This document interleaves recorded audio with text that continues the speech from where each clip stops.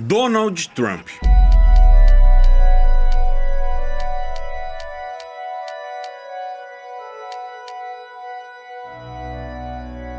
Alguns dizem que ele é o único que pode salvar os Estados Unidos. Donald Trump get up after getting shot in the face and pump his fist in the air with the American flag is one of the most badass things I've ever seen in my life. Outros que ele é o maior golpista da história. You're the worst president America has ever had. Come on. You're the sucker. You're the loser.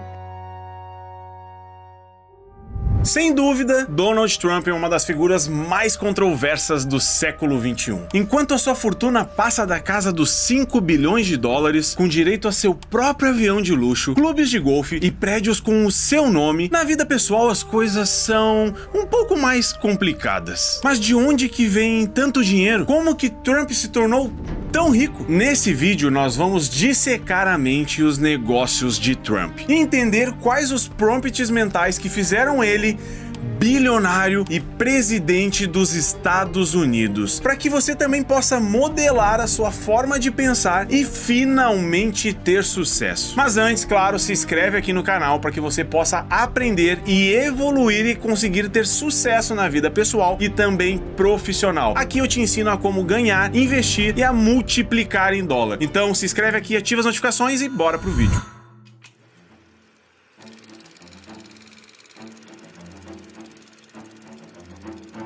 A história de Trump começa há mais de um século, com seu avô, Frederick Trump. Frederick, imigrante alemão na América, foi o primeiro Trump a ter um hotel. E durante a corrida do ouro na região de Klondike, no Canadá, ele tinha um restaurante que servia os mineiros que estavam na busca do ouro. Ele deixou seus filhos com uma quantia de mais ou menos 500 mil dólares nos valores atuais. Seu filho, Fred Trump, usou essa herança para fazer construções em Nova York. Em 1920, ele começou a construir casas populares na região do Queens. Em 1930, ele ajudou a criar o conceito de supermercado, com o Trump Market construído durante a Grande Depressão. Ele até construiu quartéis para a Marinha Americana durante a Segunda Guerra Mundial. Mas quando que Fred realmente começou a ganhar muita grana, hein? Foi em 49. Quando ele conseguiu um empréstimo do governo para poder construir apartamentos no Brooklyn, que é uma região ali de Nova York. Ele conseguiu 10 milhões e 300 mil dólares do governo, mas construiu a casa por muito menos que isso. E como o Trump era muito bom no que ele fazia, ele continuou ganhando dinheiro do governo para poder construir mais e mais e mais prédios. Quando ele morreu, Fred valia entre 250 a 300 milhões de dólares. Como você pode ver, toda a família Trump ganhou muito dinheiro com o mercado imobiliário americano. Na verdade, esse é um dos mercados que mais forma milionários no mundo inteiro. Tem gente que fala que até 90% dos milionários dos Estados Unidos usaram o mercado imobiliário para poder chegar lá. Mas o que é isso? Por que tanta gente fica rica assim, hein? O mercado imobiliário é totalmente sobre propriedades físicas. E tem basicamente 5 tipos principais de propriedades. Tem, por exemplo, as residenciais, onde as pessoas moram, é claro. Comerciais, como escritórios, lojas, cafeterias. As industriais, como as fábricas, galpões. As que são utilizadas para motivos especiais, como coisas do governo, praças, igrejas, escolas. E claro, as terras, fazendas, as minas, ou até terra que nem está sendo ainda utilizada. A verdade é que as pessoas sempre vão precisar de algum lugar para morar. Os fazendeiros sempre vão precisar de terras para suas plantações. As indústrias sempre vão precisar de fábricas para os seus produtos. Tá entendendo por que esse mercado ele é tão poderoso? Enquanto existir um humano na Terra, esse mercado vai continuar existindo. E não é só no valor do imóvel que as pessoas ganham dinheiro com isso. Quem joga a sério esse jogo, principalmente nos Estados Unidos, tem algumas vantagens que a maioria das pessoas não tem. A primeira vantagem, eles ganham dinheiro do aluguel dos imóveis todos os meses. Segunda, eles conseguem vários benefícios do governo, como pagar menos impostos só por ter essas propriedades. Terceira, você pode aumentar o valor do imóvel na marra, por exemplo. Investindo 10 mil dólares numa reforma, você pode aumentar o valor total daquele lugar em mais de 100 mil dólares, por exemplo. Por fim, e eu preciso que você preste muita atenção aqui, porque essa é uma parte muito importante na história de Trump.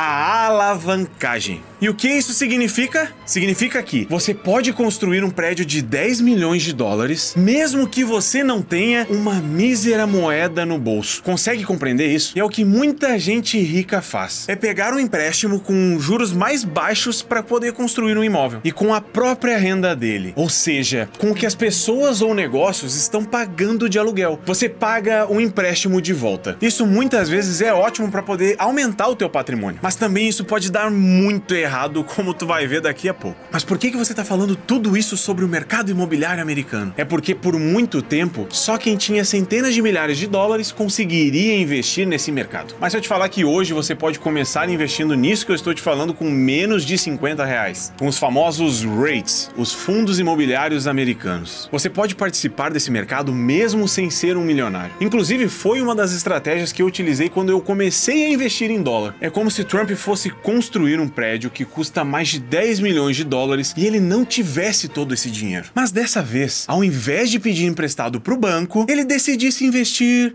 5 milhões e deixasse os outros 5 para milhares de pessoas como eu e você investir. E ao invés de pagar os juros de empréstimo, ele paga todo mês pelo pedaço do imóvel que você comprou. Sim!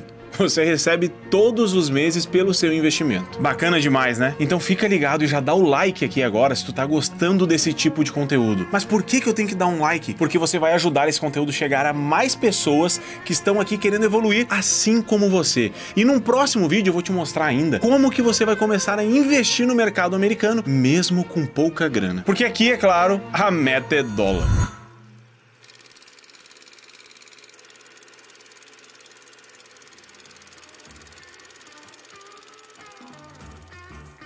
Em 1946, Donald Trump nasce bem na região do Queens, em Nova York. Desde muito cedo, ele já se mostrava que era uma criança diferente. Uma criança competitiva e ambiciosa. A mãe dele contou que uma vez ele e seu irmão ganharam aqueles bloquinhos de construção. Aqueles Legos que as crianças brincavam na época, que nem todo mundo era viciado no celular. E o Trump, olha que filho da mãe, pediu emprestado algumas peças do seu irmão, que emprestou pra ele de boa. Mas Trump colou as peças, deixando impossíveis de devolver. Ao contrário dos seus irmãos, ele logo ficou fascinado com o trabalho do pai no mercado imobiliário. E aqui está a primeira lição que Trump fala nos seus livros e também em várias entrevistas que fez ele ter tanto sucesso. Pro Trump, uma das peças fundamentais pro sucesso é se divertir no que você está fazendo, porque é isso que vai te colocar numa posição de vantagem contra as pessoas que não estão se divertindo. Ele sempre diz que um dos motivos de ter dado tão certo no mercado imobiliário americano é porque ele realmente gostava de fazer aquilo. E os negócios eram uma forma de expressar a sua criatividade. Mas ainda criança,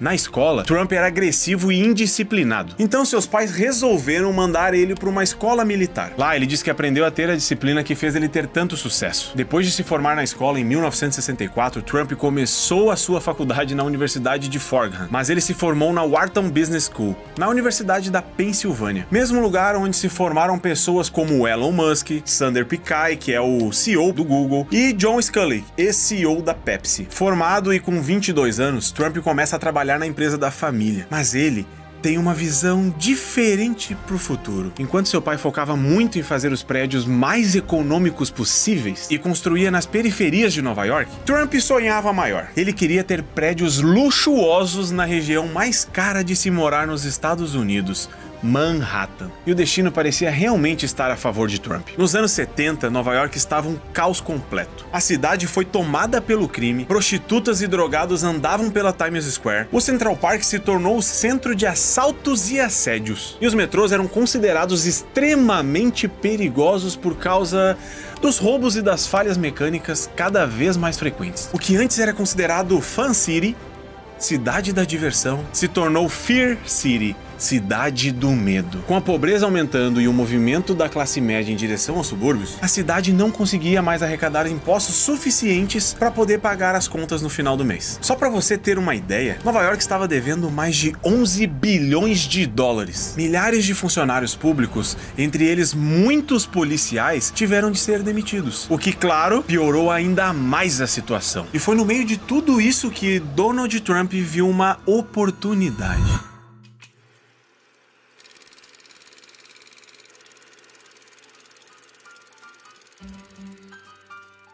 O Hotel Commodore era um dos hotéis mais clássicos da cidade, com o maior e talvez o mais bonito lobby de um hotel no mundo inteiro, construído em uma localização estratégica bem do lado do maior terminal de metrô de Nova York. A questão é que no meio da crise, o hotel ele estava quase fechando as portas, e o Trump viu nele uma oportunidade de se consagrar logo com o seu primeiro projeto. Ele percebeu que nesse momento de crise, além de conseguir comprar o hotel mais barato, ele também poderia negociar alguns benefícios com a cidade. E aqui está a segunda lição da história de Trump: sempre mantenha uma atitude mental positiva. Então, em 76, Trump se juntou com uma rede de hotéis Hyatt para comprar o Commodore e transformar ele no Grand Hyatt Hotel por 100 milhões de dólares. Mas a compra não era tão fácil assim. Trump ainda precisaria da autorização da cidade. Para conseguir a aprovação, o argumento de Trump era muito simples: se a cidade não aceitasse, o Commodore ia falir, acabando não só com a região dele, mas também seria o símbolo de que Nova York tinha chegado ao fundo do poço. Agora, se ele pudesse construir um novo hotel, ele daria um novo ar para a região, além, claro, de gerar milhares de empregos. Mas a sua jornada mais brilhante foi quando ele decidiu ir além. Além da autorização para construir o hotel, Trump também pediu uma dedução nos impostos do hotel de 40 anos. Ou seja, Trump estava pedindo para ficar 40 anos sem pagar o imposto do novo hotel. E adivinha? Ele ganhou. Ele ganhou a permissão e a dedução nos impostos. Só para você ter uma ideia, essa folga nos impostos fez o hotel e, consequentemente, Trump poupar mais de 410 milhões de dólares ao longo desses 40 anos. A era de Trump realmente estava só começando. E ele já estava de olho no seu próximo brinquedinho.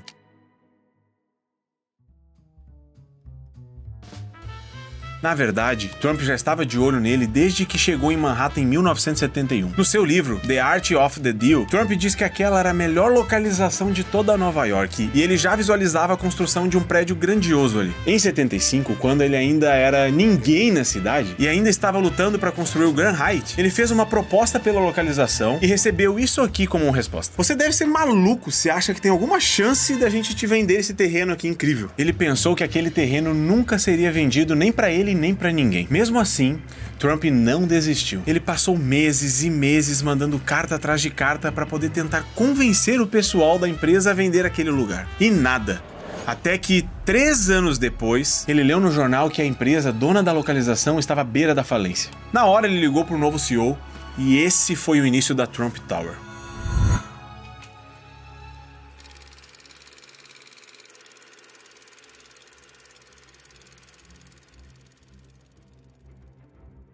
Com o fim da crise e o boom em Wall Street, Nova York estava otimista e o mercado imobiliário mais quente do que nunca. Pegar dinheiro emprestado nunca foi tão fácil, e Trump aproveitou o momento. Quando ouviu a notícia que os jogos de azar tinham sido liberados em Atlantic City, Trump começou a investir nos seus primeiros cassinos. Em 1984, ele abriu o Trump Plaza, custando 210 milhões de dólares para poder construir. Em 85, ele abre o Trump Castle com um investimento de 325 milhões. Nessa altura, Trump era conhecido pelo seu toque de Midas. Tudo que ele tocava virava ouro, literalmente. Entre 83 e 87, Trump comprou uma companhia aérea, um iate, um time de futebol, uma mansão na Flórida e um jatinho. É nessa época também que Donald Trump começa a construir a sua marca pessoal. Ele percebeu uma coisa que ninguém tinha percebido na época: seu nome poderia valer mais do que as próprias construções. Então Trump começa a participar de várias entrevistas em rede nacional e fica cada vez mais conhecido.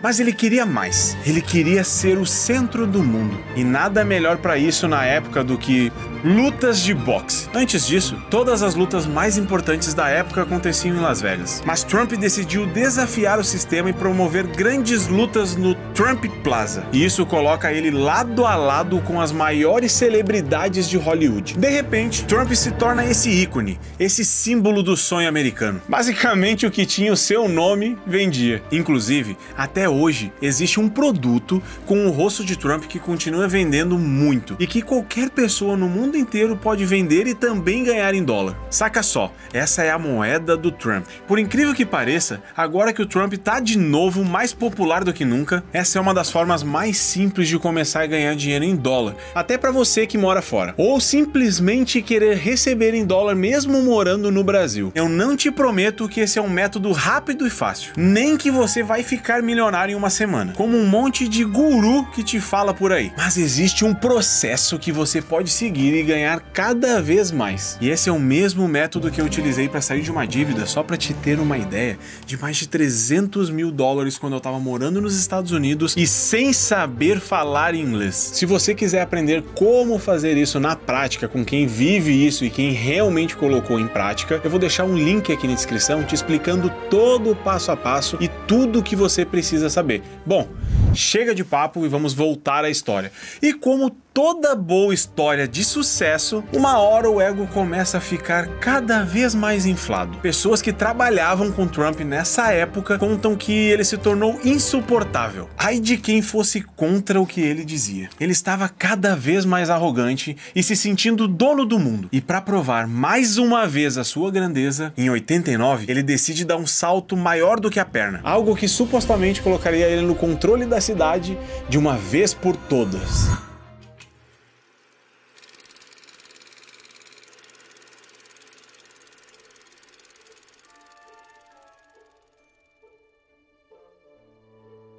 Trump tinha dito que os bancos formavam fila para emprestar dinheiro para ele a taxas amigáveis. Mas isso não era verdade. Ele teve que pegar emprestado 675 milhões de dólares, a uma taxa bem mais alta do que o esperado. Para você ter noção, só para ficar no 0 a 0, o cassino teria que ganhar mais de 1 milhão de dólares por dia e nenhum cassino no mundo tinha feito isso antes. Então, no dia 10 de outubro, o pior acontece. Um helicóptero onde estavam os 5 principais executivos do Taj Mahal sofre um acidente. Todos morreram na hora. E como se não pudesse piorar, só 3 dias depois acontece o crash da bolsa que ficou conhecido como Sexta-feira Negra, levando o país para mais uma crise nos próximos anos. E então, chegaram os anos 90.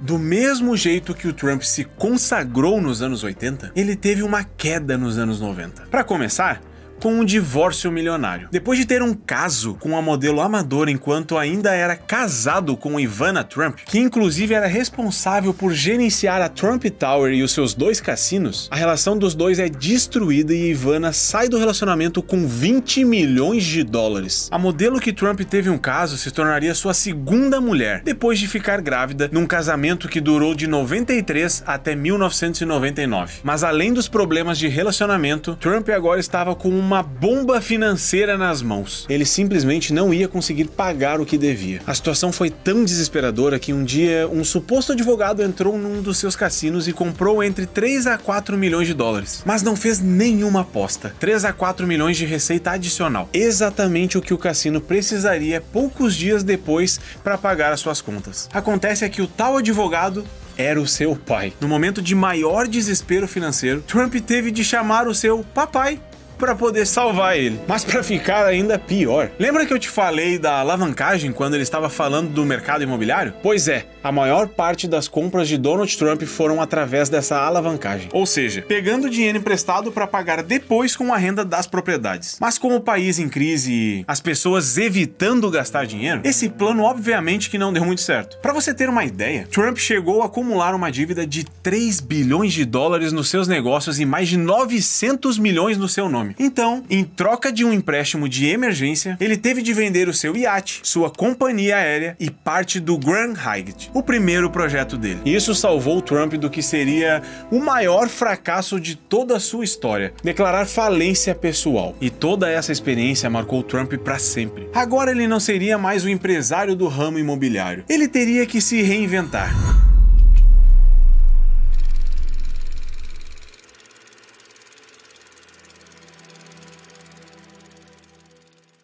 Toda a mentalidade de Trump nesse novo período se resume a uma frase: não tô perdendo. só não tô ganhando ainda. Além de vender o seu terreno, Trump também fez uma outra jogada de mestre. Ele decidiu listar as ações do seu cassino na bolsa. Por mais que supostamente ele estivesse listando seus negócios, na verdade, Trump estava vendendo o seu nome. Até o código da ação era DJT, as suas iniciais. Isso fez ele levantar mais de $1 bilhão para ajudar ele a fechar as contas e mostrou outra peça fundamental na cabeça de Trump: a capacidade de entender a mente das pessoas e o que faz elas tomarem as decisões que elas tomam. Eu só não imagino que os investidores ficaram tão felizes assim, já que alguns anos depois a empresa declarou falência. Mas agora Trump estava de volta ao jogo. E ele foi de menos 900 milhões para 700 milhões positivo. E ele queria mostrar para todo mundo a sua volta por cima. Então Trump comprou alguns novos brinquedos, como o programa Miss Universo, Miss Estados Unidos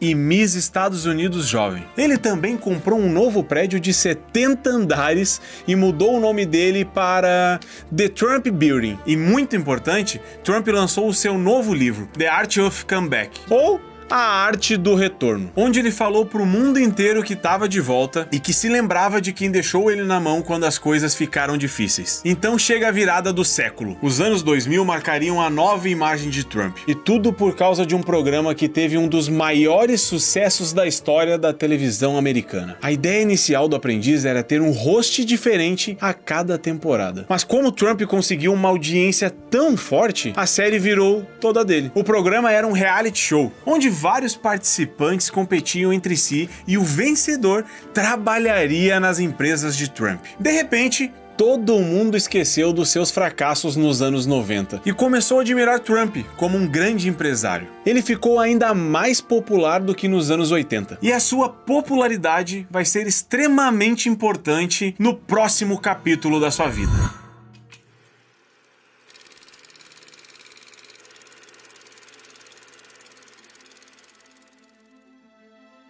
Em 2008, os Estados Unidos estavam passando pela sua maior crise financeira desde a crise de 29. Estima-se que mais de 5 mil pessoas tenham cometido suicídio depois de perder tudo. No meio dessa bagunça, o país estava implorando por uma mudança e Obama foi eleito como presidente no seu primeiro mandato. Na mesma época, Trump começou a se posicionar mais politicamente. Ele falava como os Estados Unidos estavam perdendo o lugar para a China e que isso era um absurdo, que os Estados Unidos deviam ser respeitados como a maior potência mundial que eles são. Com isso, Trump ganhava cada vez mais apoio da parte republicana da população. A mesma parte que era contra Obama e mostrava cada vez mais o lado da sua quarta lição. Mas ele realmente entrou na mente da galera em um discurso que ele deu numa convenção de conservadores em 2011, a CPAC. Tinha um boato rolando na época de que o Obama não era americano, o que era um grande problema, porque só as pessoas que nascem nos Estados Unidos podem se tornar presidentes. Trump ouviu isso e ele até chegou a falar sobre o assunto com um dos seus contatos de confiança. E decidiu testar se esse discurso tinha apelo nessa convenção. Trump saiu aplaudido e pautado como principal nome para competir contra a reeleição de Obama. O que pouca gente sabe é que Trump já vinha flertando com uma possível candidatura para presidente desde 1999. A cada nova eleição, ele levantava boatos que ia concorrer. Mas quando a data das nomeações estavam chegando, ele sempre caía fora. E muito desse desejo de Trump por concorrer veio de uma grande influência que mudou o seu estilo de comunicação e que a gente conhece hoje: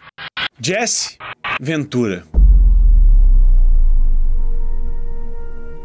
Jesse Ventura era um lutador da WWE. Antes de ser eleito como governador de Minnesota, quando ninguém sonhava que ele tinha alguma chance de ganhar. E o estilo dele inspirou muito Trump, que inclusive foi analisar de perto a sua campanha e pedir conselho sobre a estratégia que Jesse estava utilizando lá em 99. A receita era simples. As pessoas não lembram o que você fala, mas como você fala. Então faz um evento e fala qualquer merda, desde que seja polêmico. Fala o que você pensa, não o que você acha que as pessoas querem ouvir. E pronto, você ganha propaganda gratuita e transforma seus seguidores em fanáticos. Essa era a receita que Trump estava repetindo nessa convenção. O que ele não esperava é que o seu adversário ia contra-atacar num dia que deixou uma marca para sempre. No dia 30 de abril de 2011, numa janta super tradicional que acontece todo ano com alguns jornalistas, nomes do governo e celebridades, Obama mostrou a sua certidão de nascimento, comprovando que era dos Estados Unidos, e destruiu Trump na frente de todo mundo. Naquele dia, Trump ficou quieto e saiu mais cedo. Ele desistiu de concorrer naquele ano, mas a semente,